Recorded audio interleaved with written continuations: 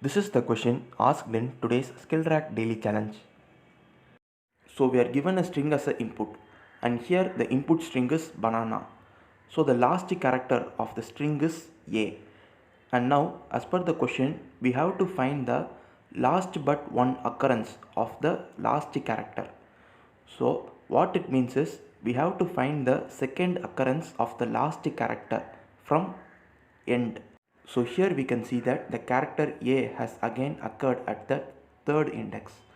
So whenever we are able to find the last but one occurrence of the last character, we have to print all the characters from the last but one occurrence till the end. So here we have to print all the characters in this range. So the characters are A, N, A. So we have to print this as our output. So in our expected output also we can see that we are printing A, N, A. Now let us see our sample input 2. So for sample input 2, our input string is SkillTrack. So the last character is K. So now what we have to do is we have to find the last but one occurrence. So from end we have to check for the occurrence of K again. So the character K has again occurred at the first index. So we are able to find the last but one occurrence of the last character. So whenever this condition is satisfied, we have to print the characters from last but one occurrence till the last character.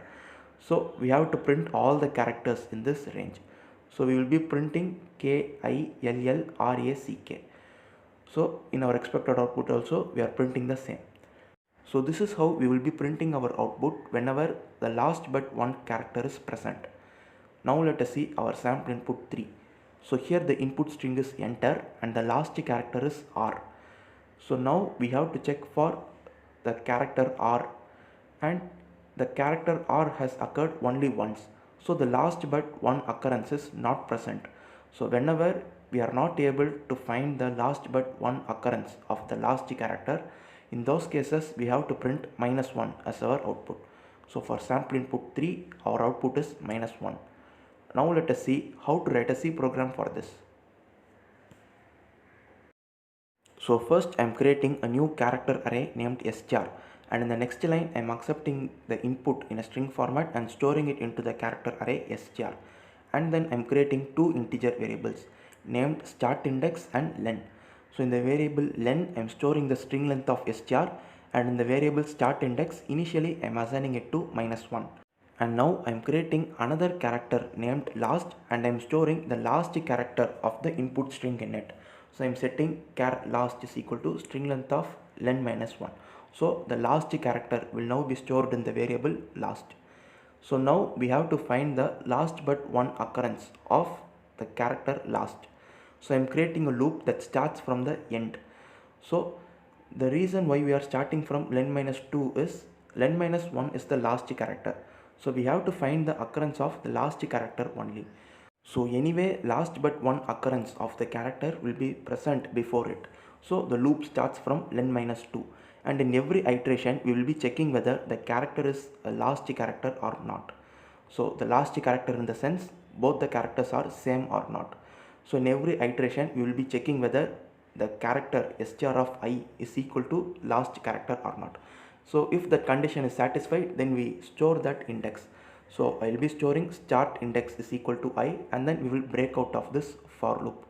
So after the execution of this for loop, if the value of start index is equal to -1, it means that we are unable to find the last but one occurrence of the last character. The same, if the start index is not equal to -1, then it means that the last character has been occurred. So in those cases we have to print the characters present between these two ranges. So first I am checking whether the start index is equal to -1 or not. If it is so, then I will be printing -1. Else we will be printing the characters from the start index. So in the printf statement I am including the specifier %s, and then I am printing ampersand str of start index. So what this does is it will be printing all the characters from the start index. So that would be our expected output. So now let us check our program with the sample test cases. So now I have given the sample input 1 and our expected output is ANA. So we are also getting the output A and A. So now let us check it with our sample input 2. So for sample input 2, our expected output is KILLRACK. So we are also getting the same characters. And now for the last test case, enter, our expected output is -1. So we also get -1. So this is the logic behind today's daily challenge. Thank you for watching.